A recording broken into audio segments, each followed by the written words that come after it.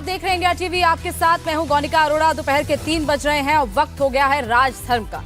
राजधर्म में आज बात होगी उस डेथ मिस्ट्री की जिसने पूरे देश को हिला दिया है। वो डेथ मिस्ट्री जिसमें आरोपी पति एक बड़ा क्रिमिनल लॉयर है और सास रिटायर्ड जज। मैं बात कर रही हूं एक्ट्रेस ट्विशा शर्मा की, जिसकी 12 दिन पहले मौत हो गई थी, लेकिन सस्पेंस अभी भी बरकरार है।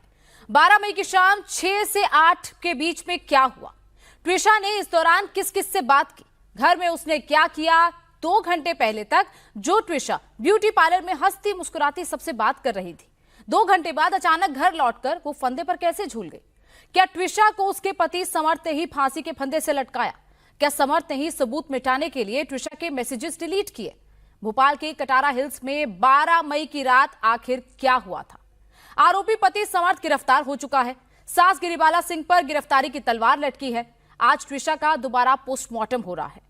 ट्विशा के शव का दोबारा पोस्टमार्टम कराने की नौबत क्यों आई? 12 दिन की जांच में पुलिस से क्या क्या चूक हुई? रसूखदार ससुराल वालों ने कैसे सबूत मिटाने की कोशिश की और ट्विशा को इंसाफ कब मिलेगा? इन सब सवालों पर हम चर्चा करेंगे। हमारे साथ खास मेहमान जुड़ गए हैं, लेकिन उससे पहले इस वक्त की बड़ी खबर आपको बता दें। भोपाल एम्स में इस वक्त ट्विशा का पिछले 3 घंटे से पोस्टमार्टम चल रहा है। ट्विशा के शव का दिल्ली एम्स के डॉक्टर्स का पैनल पोस्टमार्टम इस वक्त कर रहा है और एक्सपर्ट डॉक्टर सुधीर गुप्ता इस पैनल को लीड कर रहे हैं। ट्विशा के फैमिली मेंबर्स भी एम्स के बाहर मौजूद हैं। पोस्टमार्टम की पूरी प्रक्रिया की बाकायदा वीडियोग्राफी भी हो रही है। इससे पहले 13 मई को ट्विशा का पोस्टमार्टम हुआ था, जिसमें यह बताया गया था कि उसकी मौत एंटीमॉर्टम हैंगिंग यानी कि फांसी लगने से हुई। पहले पोस्टमार्टम में ट्विशा के शरीर पर चोट के कई निशान मिले थे, लेकिन परिजन इससे खुश नहीं थे।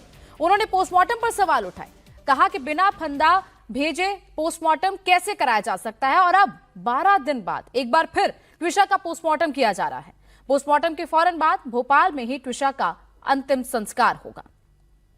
परिवार लगातार ये गुहार लगा रहा था कि पोस्टमार्टम दोबारा हो और हाईकोर्ट ने इस बात को माना और आज ट्विशा के शव का दोबारा पोस्टमार्टम हो रहा है। 12 मई को रात करीब 8 बजे ट्विशा शर्मा का शव उनके ससुराल की छत पर मिला था, जो कि जिम के उपकरणों और एयर कंडीशनर के कंप्रेसर के पास एक फंदे से लटका हुआ था। ऐसे में कई सवाल उठते हैं कि सुसाइड के लिए ट्विशा ने छत पर ही क्यों चुना? सुसाइड बंद कमरे में क्यों नहीं की? ट्विशा के परिजनों का दावा है कि उसके शरीर पर चोटों के निशान थे, जिसकी पहली रिपोर्ट से ही सही से व्याख्या नहीं हुई थी।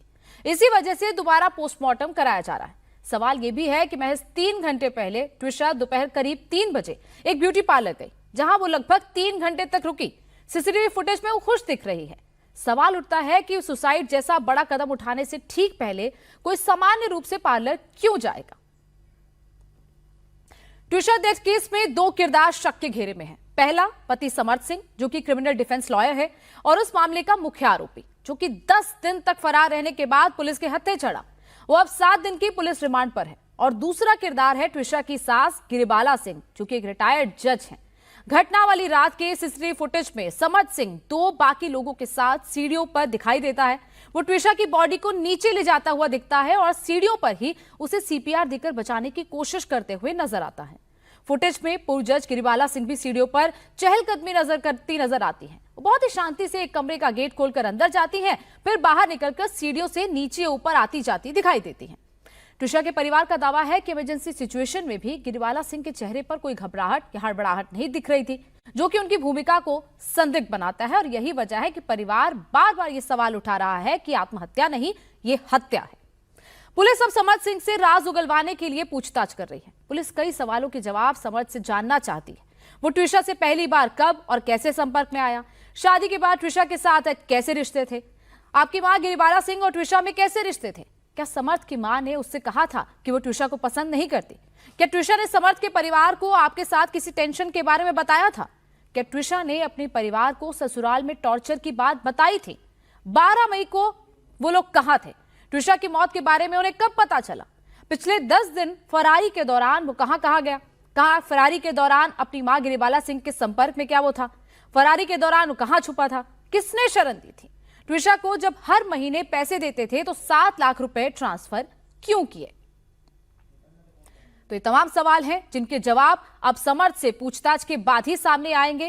हालांकि लगातार ये मांग की जा रही है कि ये पूरा केस सीबीआई को ट्रांसफर किया जाए, लेकिन फिलहाल जो मध्य प्रदेश पुलिस का कहना है कि ये पूरा मामला आत्महत्या का है। और इसी पर चर्चा की शुरुआत करेंगे। हमारे साथ त्रिशा की कजन सिस्टर जुड़ चुकी हैं, हमारे साथ इसके साथ साथ पूर्व डीजीपी हमारे साथ विक्रम सिंह जी जुड़ गए हैं, साथ ही साथ एक्टिविस्ट अंबर जैदी जी भी हमारे साथ जुड़ गई हैं। सबसे पहले मैं आपके साथ शुरू करना चाहूंगी। नैना जी, जिस तरीके से ये पूरा मामला हो रहा है, अब दोबारा पोस्टमार्टम की बात भी मान ली है हाईकोर्ट ने। पोस्टमार्टम आज हो भी रहा है और आज ही उसके बाद अंतिम संस्कार कर दिया जाएगा। अब परिवार वाले क्या जांच से खुश हैं या अभी भी पूरा मामला आप लोग चाहते हैं कि सीबीआई को ही ट्रांसफर हो, उसके बाद ही परिवार वाले इस जांच से संतुष्ट हो पाएंगे? नमस्कार। आज का दिन हम परिवार के लिए बहुत ही इम्पोर्टेंट डे है, बहुत ही भावुक है। हम आज मैं नहीं आना चाह रही थी, लेकिन कुछ चीज़ें बताना बहुत ज़रूरी है। एक तो जैसे ही ये पोस्टमार्टम 2 हुआ है, उसके बाद की जो हमारी फाइंडिंग्स होंगी, उस पे बहुत डिपेंड करेगा कि हम कितने संतुष्ट हैं। बॉडी को 12 दिन के बाद जिस स्थिति में बॉडी का पोस्टमार्टम हुआ है, उसके बाद क्या फाइंडिंग्स मिलेंगी, वो बहुत इंपॉर्टेंट चीज़ है, बिकॉज़ बॉडी में टिश्यूज़ काफ़ी हद तक डिकम्पोज़ हो जाते हैं। तो ये फाइंडिंग्स जो होंगी, इसके लिए जो टीम आई है, हमारा सारा जो भरोसा है उस टीम पे है जो आई है। दूसरी चीज जो आपने जब शुरू किया था एक प्रोग्राम, आपने कहा था कि गिरीबाला और समर्थ मेन अक्यूज्ड है, लेकिन हमारे हिसाब से 2 और लोग अक्यूज हैं। एक तो पुलिस प्रशासन है, साथ में वो भी अक्यूज्ड हैं, क्योंकि उन्होंने शुरुआत से ही इस पूरे घटना की जो छानबीन है, जो घटना को सीज करना है, वो ढंग से नहीं किया।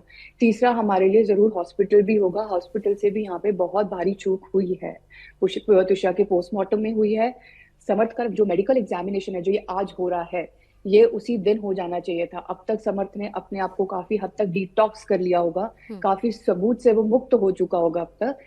हम बस ये होप कर सकते हैं ये जो अभी भी मेडिकल एग्जामिनेशन हो रहा है ये फेयर हो, बिकॉज ये जो आज का दिन है, 12 मई के बाद जो आज का दिन है, हम पूरी फैमिली के लिए बड़ा ही माइलस्टोन, और इसमें सबसे बड़ा हाथ मीडिया का है जो यहाँ तक इस केस को पहुंचा पाई है, वरना ये आवाज बहुत पहले ही मर गई होती थी, दब गई होती। तुषा के परिजन, हम पूरी फैमिली, हम कितना ही आवाज उठा लेते, अगर मीडिया हमारा सपोर्ट नहीं करती तो हम यहाँ तक नहीं पहुंचते। और आज मेरा दिल टूटता है ये सोचते हुए भी कि मेरी बहन जिस स्थिति में मेरे भाई ने अपनी बहन को देखा होगा, वो स्थिति कैसी रही होगी। वो स्ट्रांग बन रहे होंगे, लेकिन कोई भी परिजन अपनी बेटी को इस स्थिति में देखना नहीं चाहेगा बिल्कुल भी। तो बस एक मुझे आप लोगों से दरख्वास्त है कि सीरियसली आप सब लोग उसको अपनी प्रेयर्स में रखिए। उस बेचारी ने मरने के बाद भी 12 दिन का हेल झेला है एज अ बॉडी। हम उसको एज अ बॉडी नहीं देख सकते, हमारे लिए तो वो हमारी बहन ही है। बिल्कुल नैना, आपकी भावनाओं का हम लोग भी सम्मान करते हैं, और जिस तरीके से परिवार जो लगातार मांग उठा रहा है उस मांग को माना भी जाए, ये भी हम लोग कोशिश कर रहे हैं लगातार। विक्रम जी, लेकिन जिस तरीके से पूरा केस चल रहा है, क्योंकि समर्थ के परिवार के लोग, गिरिबाला सिंह ये कह रही हैं कि आत्महत्या है, लेकिन त्रिशा के परिवार के लोग कह रहे हैं कि ये हत्या है, और जो पुलिस कमिश्नर है वो भी ये कह रहे हैं कि ये आत्महत्या का मामला है। जो पूरे फिलहाल प्राइमा फेसाई नजर आ रहा है वो आत्महत्या का मामला सामने आ रहा है। तो क्या कमिश्नर इस तरीके का, जिस तरीके से बयान दे रहे हैं, ये तो ऐसा लग रहा है कि केस क्लियर ही कर दिया कि आत्महत्या का मामला है, आगे की जांच अभी हुई नहीं, समर्थ से पूछताछ हुई नहीं, और सीधा उन्होंने ये कह दिया कि आत्महत्या का मामला लग रहा है। गोनिका जी नमस्कार, सभी विद्वान पैनलिस्ट को मेरा नमस्कार। किसी भी पुलिस अधिकारी का, विवेचक का ये कह देना कि आत्महत्या हत्या है, प्रीमेच्योर है और अनप्रोफेशनल। मुझे सख्त आपत्ति है इस गैर जिम्मेदाराना बयान से। आप अगर जिम्मेदार होते तो जो विवेचक जो फांसी का फंदा नहीं छोड़ गया मौका वारदात पे, आपने उसको सस्पेंड किया नहीं किया, इसका मतलब आप गंभीर ही नहीं इस प्रकरण के सफल अनावरण में। और आपने 48 घंटे बाद डिले करके एफआईआर, आप क्या चाहते क्या थे? 48 घंटे का डिले मालूम है ये अक्षम्य अपराध है, उसमें वो भी सस्पेंशन होना चाहिए। 2 सस्पेंशन मैंने आपको बता दिए। तीसरी चीज ये है कि आपने सबक को जेब कतरा है कि 10,000 का इनाम रखा, 5 लाख का इनाम होना चाहिए था। ऐसे शातिर आदमी के ऊपर आपने 10,000 का रिक्शा, मतलब hunt with the hound and run with the fox. दिखाओ ये कि हम बहुत कर रहे हैं, करा धरा आपने कुछ नहीं। और जिस तरीके से सीसीटीवी की फुटेजेस लेने के लिए ये लोग पहुंच गए, वकील और गिरबाला के जो चेले चपाटे, मुझे सख्त आपत्ति है। ये दंडनीय अपराध है। पुरानी आईपीसी का 201 और वर्तमान भारतीय न्याय संहिता का 234, 238 इस धारा में गिरिबाला और ये सब वकील मुलजिम हो जाते हैं। नैना जी ने बड़ी तार्किक बात कही है कि अगर वो ड्रग्स लेता है समर्थ, तो उसको चाहिए था कि तत्काल मेडिकल हो जाना चाहिए था। लेकिन आप बेफिक्र रहिए, पुलिस के पास ऐसे टूल्स हैं, वो पता लग जाएगा कि वो कौन सी ड्रग्स खाते थे, कितनी खाते थे, लेकिन अपने पे आ जाए। वर्तमान जो आपने जितनी बातें बताई, गिरिबाला जी ने कभी पुलिस को फोन नहीं किया। 46 फोन जो किए, किसी के घर में मौत हो जाए और वो पुलिस को 112 को फोन नहीं करेगा, सबसे पहले वही करेगा। और आपने अपने लोगों को फोन किया जिससे कि आपके भागने के रास्ते बन जाए। तो गोनिका जी, मुझे पूरे चीज में ही ये कोई चीज न, पुलिस के रोल को भी मैं बहुत आपत्तिजनक मानता हूं, गिरिबाला के रोल को आपत्तिजनक मानता हूं, और इनके ऊपर शक ही नहीं, निश्चित अगर गहराई से सीबीआई विवेचना हो जाएगी तो इनको जवाब देना मुश्किल पड़ जाएगा। विक्रम जी, मैं जिस तरीके से आप कह रहे हैं कि ड्रग्स जो लेता था वो पुलिस पता लगाएगी, लेकिन पुलिस की भूमिका पर ही तो सवाल खड़े हो रहे हैं। आपको लगता है कि अगर इस केस का ट्रायल एमपी की जगह, भोपाल की जगह, वहां से बाहर हो, यानी कि दिल्ली हो, सीबीआई के हाथ में हो, तो कहीं ना कहीं फेयर इन्वेस्टिगेशन होगा? क्योंकि पुलिस की भूमिका को लेकर परिवार के लोग सवाल उठा रहे हैं।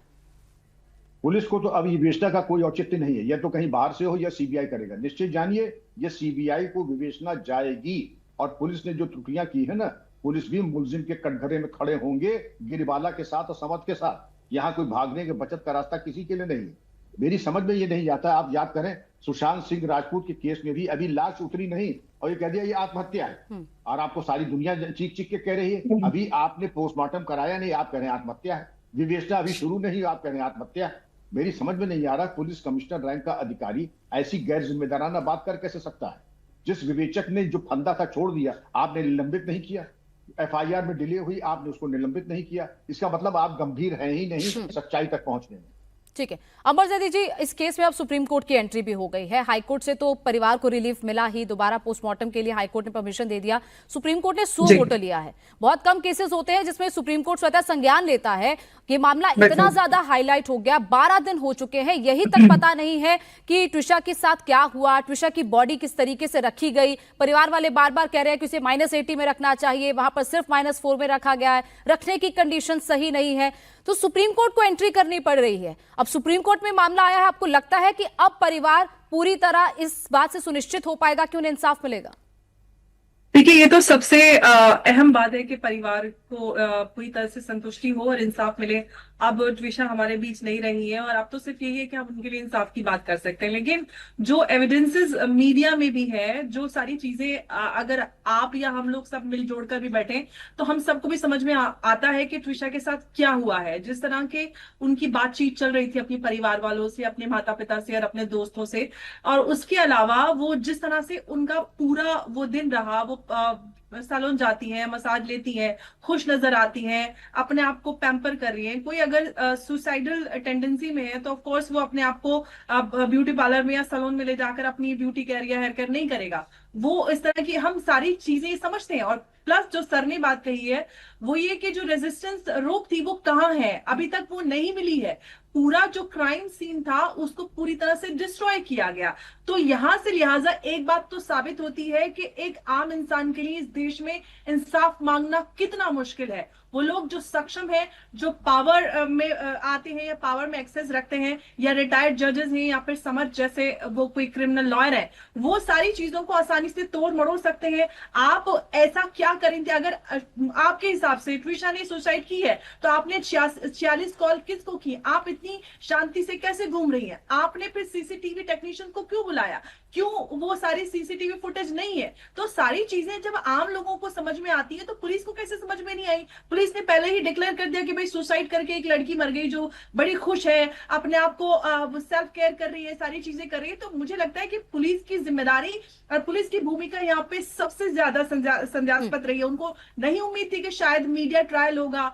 अब ऐसा लग रहा है कि मीडिया ट्रायल होगा और मीडिया इंसाफ देने लगेगा और मीडिया ही पुलिस का काम करेगा, ऐसा लग रहा है। मीडिया को गाली देने तो आ जाते, लेकिन जो मीडिया का कार्य है, जो एक आम इंसान को इंसाफ दिलाने में मीडिया ही भूमिका अदा कर रहा है। अदरवाइज तो कोर्ट से क्या उम्मीद रखेंगे? अगर लोग सक्षम है, बड़े परिवार से हैं, तो फिर तो उनको इंसाफ ही नहीं मिलेगा।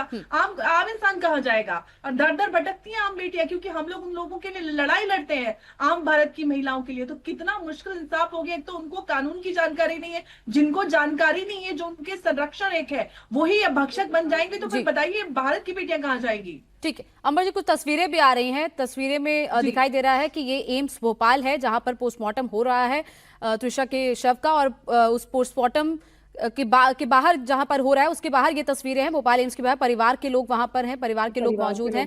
ट्विशा के पार्थिव शरीर को अंतिम संस्कार के लिए कुछ देर में लेकर जाया जाएगा, और वहां पर इस वक्त पुलिस भी सुरक्षा में तैनात है। परिवार के लोग वहां पर मौजूद हैं। क्या पोस्टमार्टम में निकल कर आएगा, ये भी बार बार सामने क्या आएगा, क्या चीजें, क्या फैक्ट सामने आएंगे, क्योंकि अब दिल्ली एम्स से टीम गई हुई है। डॉक्टर सुधीर गुप्ता की लीडरशिप में इस वक्त टीम वहां पर पोस्टमार्टम कर रही है। पोस्टमार्टम रिपोर्ट जब सामने आएगी उसमें पूरे फैक्ट सामने आएंगे, क्योंकि अभी तक जो फैक्ट्स आए थे, परिवार का कहना है वो सारे फैक्ट्स गलत थे, छुपाए गए थे। नैना, ट्विशा के बारे में भी जानना चाहेंगे कि ट्विशा किस तरीके से की इंसान थी, हंसमुख थी, क्योंकि जैसा उसमें दिखाई दे रहा है कि ब्यूटी पार्लर में गई, 3 घंटे तक वहां पर मसाज करवाया, हेड मसाज कराया। उसके बाद वहां के लोगों का भी कहना है, जो ब्यूटी पार्लर की जो वहां पर काम करता है स्टाफ, उनका भी कहना है कि बहुत हंसमुख तरीके से रहती थी, अच्छे से बात कर रही थी, किसी तरीके का स्ट्रेस नहीं था। और पोस्टमार्टम पूरा हो चुका है, ये जानकारी दर्शकों को दे दे कि दिल्ली एम्स के डॉक्टर्स ने पोस्टमार्टम पूरा कर दिया है। कैसी इंसान थी नैना? अगर हम कहें कि ट्विशा ऐसी इंसान थी कि वो इतनी टेंशन ले ले कि वो सुसाइड कर ले, क्या ऐसा आप मान सकती हैं? क्या आपको लगता है कि ऐसा हो सकता है? मैम, ये मेरा 10th इंटरव्यू है और मैं फिर ये बात बोलूंगी, त्विशा ऐसी नहीं थी। त्विशा कभी ऐसा कर नहीं सकती थी। मैंने उसकी बॉडी लैंग्वेज देखी थी, जो मेरे को सैलून का वीडियो देखा था मैंने। हम दोनों ने, बहनों ने काफी बार सैलून सेशंस खुद भी लिए हैं साथ में बैठ के। मुझे उस बॉडी लैंग्वेज में कुछ भी अलग नहीं लगा। उसकी बॉडी लैंग्वेज ऐसी ही होती थी, वो बिंदास थी। आप देखोगे जब वो पार्लर में घुसी भी है तो उसने स्टाफ से बड़े पोलाइटली हंस के कुछ पूछा है, शायद उन्होंने बोला अच्छा आप लोग मूवी देख रहे थे, और उसकी रीविजिट थी पार्लर में। आप अगर अपने मायके जा रहे हो इतने दिनों बाद, 15 दिन के बाद, तो maybe she wanted to look good, इसीलिए वो पार्लर गई थी। उसकी रीविजिट भी शेड्यूल थी। उसने बोला है पार्लर में कि मैं दोबारा आऊंगी 14 तारीख को, और 15 तारीख को उसको जाना था।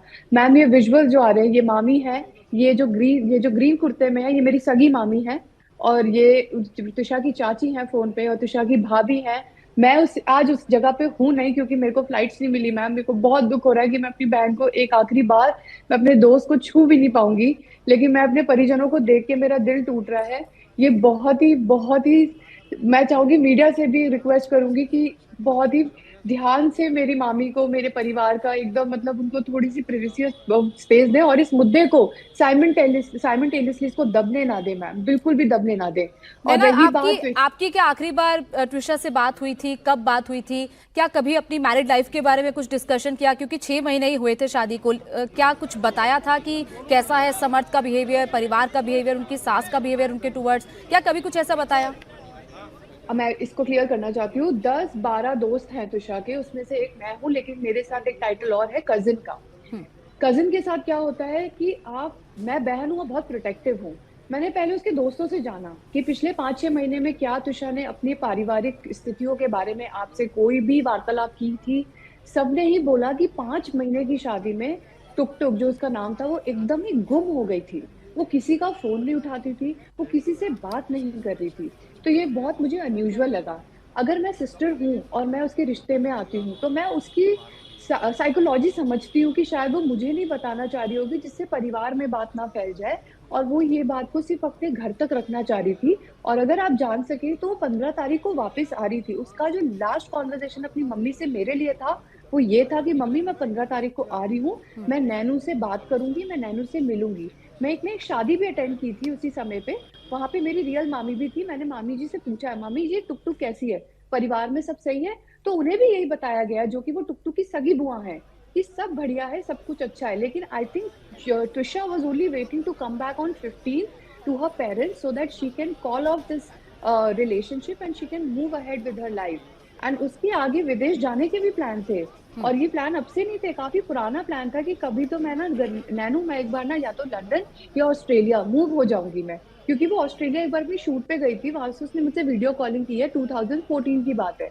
उसने बोला यार मुझे ऑस्ट्रेलिया बड़ा पसंद आया, नैनू ये तो बढ़िया जगह है, मुझे तो यहीं पे मूव कर लेना चाहिए, यहाँ पे मेरे को कुछ सेटल कर लेना चाहिए। फिर कुछ कहती है लंदन भी अच्छा है। तो ऐसा नहीं है, त्विशा का कोई फ्यूचर प्लान नहीं था। त्विशा का इंडिविजुअल एज ए पर्सनैलिटी एक प्लान था। वो ऐसा नहीं है कि वो मैरिज के बाद सब खत्म हो गया। जब उसको लगा कि my marriage is also weak नहीं, तब भी उसका प्लान भी था कि मैं बाहर जाऊंगी, पढ़ूंगी, अपने लिए कुछ काम करूंगी, कुछ बनूंगी।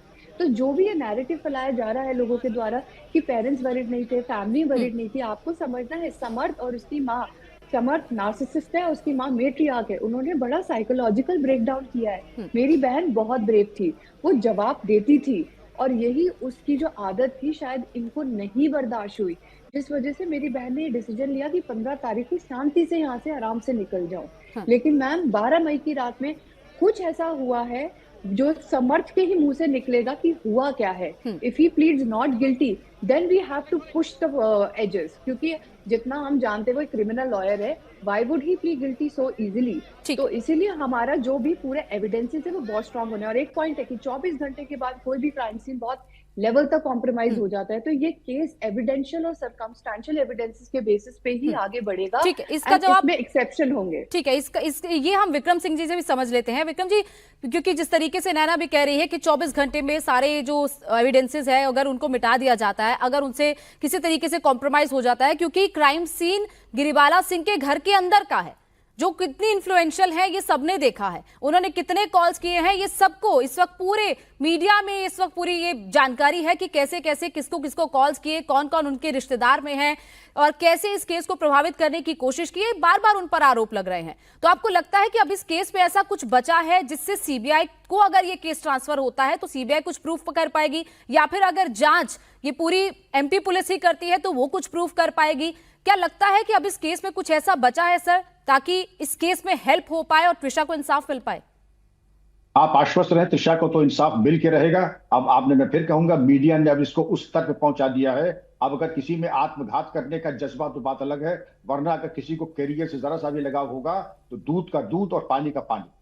और मैं ये भी कहना चाहूंगा सभी विद्वान पैनलिस्ट से कि आज हमारी टेक्नोलॉजी इतनी आगे बढ़ चुकी है, डीएनए स्पेक्ट्रोस्कोपिक एनालिसिस और क्रोमेटोग्राफी आदि, कि सीन ऑफ क्राइम अगर आपने कॉम्प्रोमाइज किया है वो भी एक एविडेंस है। आप याद करें नोएडा का आरुषि मर्डर केस, बहुत कोशिश की गई थी क्रीम सीन ऑफ क्राइम को कॉम्प्रोमाइज करने की, अंततोगत्वा सारा एविडेंस आ गया।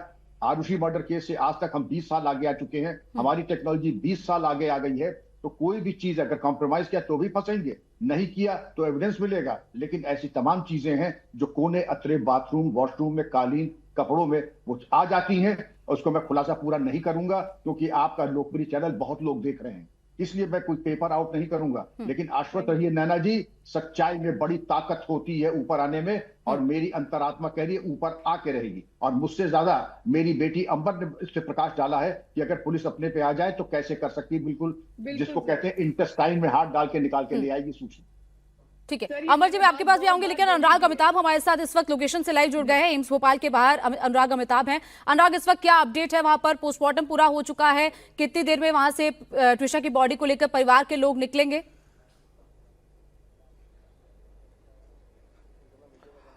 देखिए, मैं आपको तस्वीरें दिखा देता हूं। पोस्टमार्टम हो चुका है और परिवार को बॉडी हैंडओवर हो चुकी है, और सामने अगर आपको दिखाई देगा तो शव वाहन यहां पर दिखाई दे रहा है, जो त्रिशा की 12 दिनों तक इस पोस्टमार्टम में रखी मृतदेह को लेकर उसकी अंतिम यात्रा की तैयारी करेगा। इस वक्त जो परिवार वाले हैं वो भावुक दृश्य रहा, बाहर एक दूसरे से लिपटकर रोते नजर आए।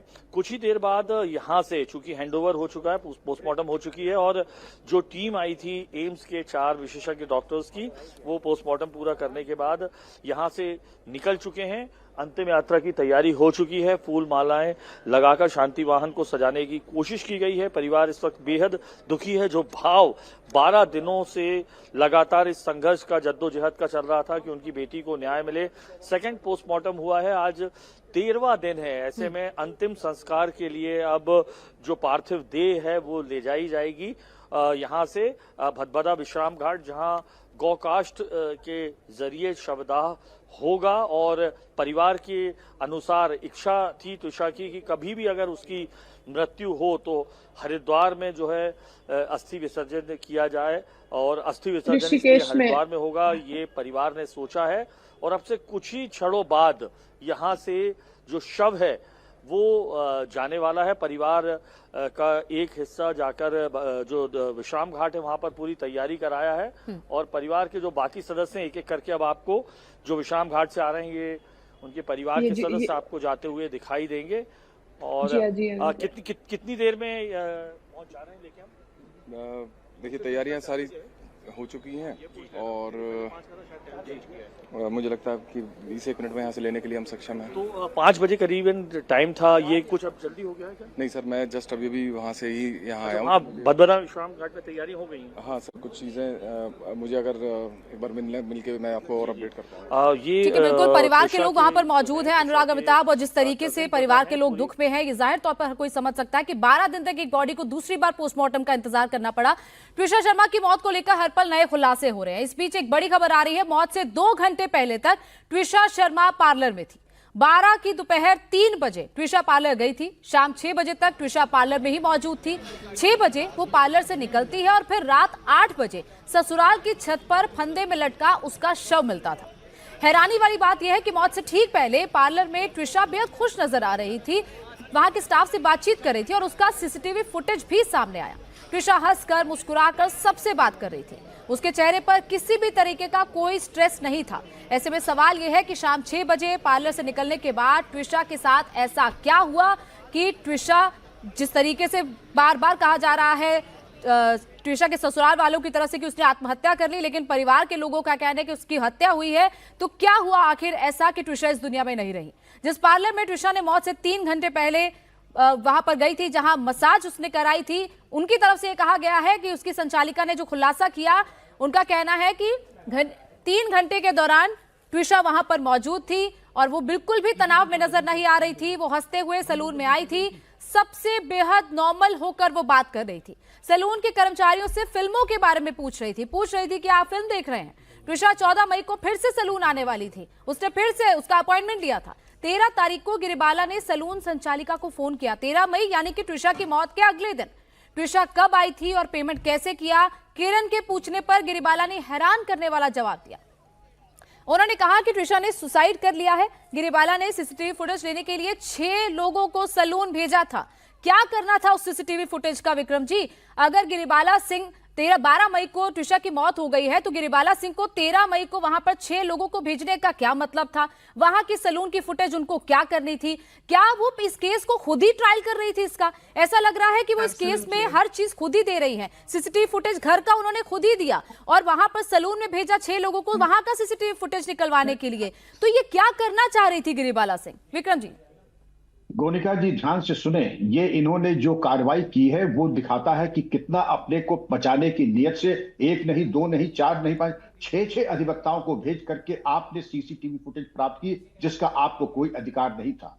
आपने कानून की लक्ष्मण रेखा को पार करके आपने अपने अधिवक्ताओं चेले चपाटों के जरिए उसको प्राप्त करने, किस कानून के तहत, और आपने अधिकृत किया इनको कोई अधिकार नहीं था। इन्होंने विवेचना के रास्ते में आकर के विवेचना को कुप्रभावित करने का कुत्सित प्रयास किया। और मैं फिर कहूंगा इसके ऊपर 201 और 238 बीएनएस के अंतर्गत फ्रेश मुकदमा एक और लिखा जाए इनके ऊपर। और इन्होंने डराने धमकाने की कोशिश की। अब जो मोटिव होता है गोनिका जी वो ये होता है, कहीं अगर मेरे बारे में कोई शिकायत कर दी, नंबर 2 कहीं ये कह दिया अगर हो कि मैं अपना प्राण ले रही हूं, तो वो तमाम चीजें आत्मरक्षा में जब आदमी के दिल में कमजोरी होती है तो इस तरीके की हरकत करता है पता लगाने के लिए और अपने रास्ते को, बचाव के रास्ते को खोलने के लिए, भागने के रास्ते तैयार करने के लिए। इसका केवल एक ही अभिप्राय है और वो ये है, एक कुंसित मानसिकता और मनोवृत्ति। अंबर जी, एक कोई भी लड़की शादी करके जाती है ससुराल, तो वो यही सोचकर जाती है कि परिवार के लोगों के साथ, परिवार के लोग उसके साथ अच्छे से रहेंगे, वो वहां पर खुश रहे, वो अपने परिवार को छोड़कर वहां पर जाती है। लेकिन ट्विशा की मौत के बाद जैसे उसका कैरेक्टर असैसिनेशन किया गया है, गिरिबाला सिंह ने क्या क्या बातें नहीं कही ट्विशा के बारे में, फिर चाहे वो उसके कैरेक्टर को लेकर हो, उसे पौधों से प्यार नहीं था, वो व्रत नहीं रखती थी, ये तमाम चीजें जो उसके बारे में कही गई हैं, बच्चा उसके पेट में था, उसको लेकर समर्थ की तरफ से सवाल उठाए गए, जो बाकायदा व्हाट्सएप चैट सामने आया है ट्विशा का उसकी मां के साथ, ये सारा कैरेक्टर असैसिनेशन जिस तरीके से उस लड़की का किया गया, आपको लगता है कि इस पूरे मामले में ट्विशा पहले से भी दुखी थी, ट्विशा पहले से भी परेशान थी पिछले 6 महीने से? अगर मेंटालिटी उस लड़की की समझे तो आपको लगता है कि उस पर पहले भी मेंटली तौर पर उसको हरास किया जा रहा था, जिसकी वजह से ये कदम उठाया, या फिर उसके साथ जो हुआ ये सारा उसका नतीजा भी है? बिल्कुल गुनिका, मैं इसी मुद्दे पे बात करना चाह रही थी, क्योंकि हम बहुत सारे इस तरह के केसेस डील करते हैं जिसमें ऐसा होता है, जैसे कि यहाँ पर नैना भी बात किया कि कहीं ना कहीं उसको साइकोलॉजिकली उसको तोड़ने की कोशिश की गई, क्योंकि वो ऐसे लोगों के बीच में थी, एक क्रिमिनल लॉयर और एक रिटायर्ड जज। जिस तरह का उनका कैरेक्टर सामने आया है, उन्होंने कहीं ना कहीं एक तो ट्विशा के प्रति उनके अपने प्रेजुडिसेस थे, उसके प्रोफेशन को लेके, उनके काम को लेके, जिसके तहत वो आई एम श्योर नाउ कि वो हर दिन उनको मानसिक प्रताड़ना झेलनी पड़ती होगी, जिसकी वजह से वो अपने फ्रेंड से, अपने परिवार वालों से ऑफकोर्स कॉल पे या चैट पे आप शेयर करते हैं तो ऑफकोर्स सामने वाला फिर उसके रिप्लाई में लिखता है, तो कहीं ना कहीं उनको पकड़े जाने का डर होगा कि उसके बाद उनके साथ कुछ और ज्यादा हो सकता है, शारीरिक प्रताड़ना भी हो सकती है। तो ऐसी बहुत सारी बातें हो सकती हैं जो वो वहां पर झेल रही थी, और जिसकी वजह से वो वहां से निकलकर अपने परिवार में आकर इस रिश्ते से बाहर निकलना चाहती थी। और गिरीबाला ने जिस तरह से पब्लिकली एक महिला का कैरेक्टर असैसिनेशन किया है, कहीं से भी वो महिला, जज तो बहुत दूर की बात है, वो कहीं से भी एक आम महिला, एक कम पढ़ी लिखी भी एक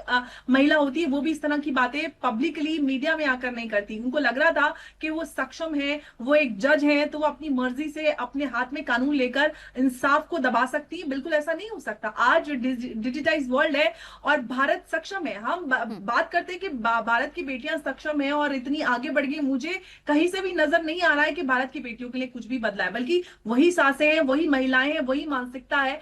बस ये हो गया है कि बेटियों ने पढ़ लिख कर अपनी जिम्मेदारी को और बड़ा और ज्यादा लिया है, तो कहीं कहीं से कुछ नहीं बदला है, वही टिपिकल महिलाएं हैं, पढ़ लिख कर भी वही। अब सोचिए, जज से बड़ी कौन सी महिला पढ़ी लिखी हो सकती है, जो कानून की इतनी बड़ी ज्ञाता है, उसके बावजूद आप सैलून में जाकर सीसीटीवी फुटेज आप खुद खंगालती है, आप अपने घर सीसीटीवी टेक्नीशियन को बुलाकर सारा चीज, पूरा सॉफ्टवेयर अपडेट करा लेती है। आपको लगता है कि सारा कानून आप खरीद कर बैठ सकती है, सारी चीजें आगे कार्रवाई पुलिस नहीं करेगी, उससे ऊपर जांच नहीं जाएगी? तो इस देश में कोर्ट भी है, इसमें सीबीआई भी है, अपर कोर्ट्स भी है, सिर्फ हाई कोर्ट ही तो नहीं। अब ये सोचिए गुनिका, अगर हाई कोर्ट दोबारा से पोस्टमार्टम की बात करता है तो ये कोई छोटी बात है, बहुत बड़ी बात है अगर हाई कोर्ट इस बात को कहता है। तो यहाँ पर उनकी पूरे परिवार की जो भूमिका है वो संदेहास्पद है। जो इल्जाम उन्होंने ट्विशा पे लगाया कि वो नशा करती थी, मुझे तो ऐसा लगता है कि उनका बेटा ही नशा करता था और उसके नशे में ही वो ट्विशा को प्रताड़ित करता होगा। ये सारी चीजें बिल्कुल क्लियर हो गई हैं। ठीक है जी, नैना कुछ कहना चाहती है। नैना, बार बार ये कहा जा रहा है कि ट्विशा बहुत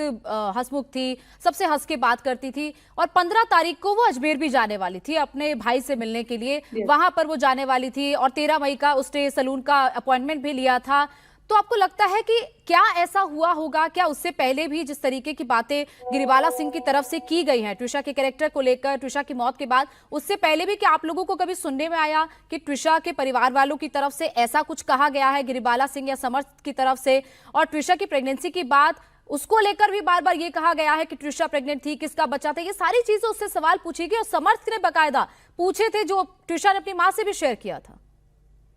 मैं शुरुआत करना चाहूंगी, जो ड्रग का एलिगेशन लगाया हुआ था मेरी बहन पे, मैं वहां से शुरुआत करूंगी। मैं काफी दिनों से एक ही चीज बोल रही हूँ कि Samarth was a drug addict, he had a problem. अगर आप उसके लॉ स्कूल जाएंगे बैंगलोर, वहां पे, और अगर आप उनका ऑडियो भी सुनेंगे जो जिसमें वो अपने तुषा के भाई से बात कर रही हैं गिरबाला जी, वहां पे ये बोल भी रही है कि समर्थ को 2 महीने का कुछ उसको स्टे मिला हुआ था वहां पे, उसने कुछ ड्रग से रिलेटेड कॉलेज में।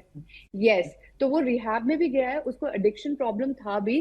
तुषा ने मे बी प्रॉबेबली शादी से पहले ऐसा कुछ बहुत ही बिजार नहीं देखा होगा एडिक्शन के मामले में। जैसी शादी हुई है, लेयर बाय लेयर ये खुला है, ये लेयर बाय, जैसे जैसे गिरबाला जी को पता लगता रहा कि ये लड़की अब मेरे काबू में नहीं आएगी, वहीं पे उन्होंने पैरेलली अपने बेटे को काबू में करने की कोशिश की है, और जो भी उनके बेटे की जो गलत आदतें हैं उसको नर्चर किया है, उसको पानी दिया है, और वो विकसित हुआ है, और वही नेचर मेरी बहन के ऊपर प्रताड़ना बन के आई है। यू हैव टू अंडरस्टैंड, उनके बेटे कॉन्डुइट हैं, वो बस उनकी पावर को एक्सरसाइज करवाने के तरीके हैं दोनों बेटे।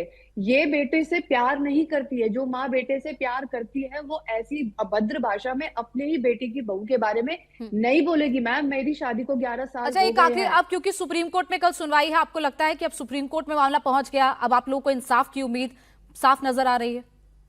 मैम, जैसे आपने बोला कि सुप्रीम कोर्ट में पहुंच गया, ये rarest of the rare case है, तो इसको ट्रीट भी किया जाना चाहिए rarest of the rare case में। इसमें एक्सेप्शंस भी देनी चाहिए, क्योंकि इसमें सजा बहुत इंपॉर्टेंट है। डाउरी में अभी तक कोई भी ऐतिहासिक जजमेंट नहीं आया ठीक है मैं नैना। चाहती हूँ एक केस से शुरुआत हो। ठीक है, अब देखना होगा कि कल सुप्रीम कोर्ट में जब सुनवाई होती है, बिल्कुल। पोस्टमार्टम रिपोर्ट में क्या निकलकर सामने आता है, कोर्ट इस पर क्या सवाल करता है और इसके साथ साथ कोर्ट की तरफ से क्या फैसला लिया जाता है। बहुत बहुत शुक्रिया नैना आपका हमारे साथ जुड़ने के लिए। अंबर जैदी जी बहुत बहुत शुक्रिया हमारे साथ चर्चा में शामिल होने के लिए।